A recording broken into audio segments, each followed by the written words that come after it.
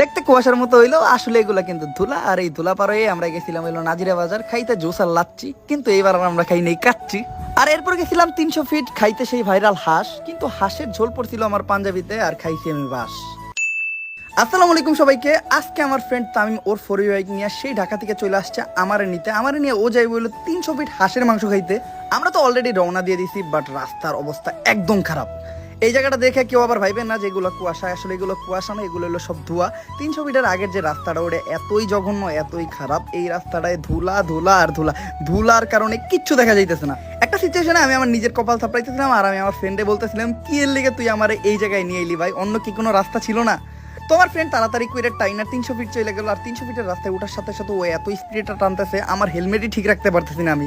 অবশ্যই এই হেলমেটটা ভালো না, ও কার কাছ থেকে জানি এই হেলমেটটা 150 টাকা দিয়ে কিনছিল। আর এই দেন কত জোরে টানতেছে, মিটারে হয়তো দেখা যাইতেছে না, বাট টানতেছে 100-এর উপরে। তো কিছুক্ষণের ভিতর আমরা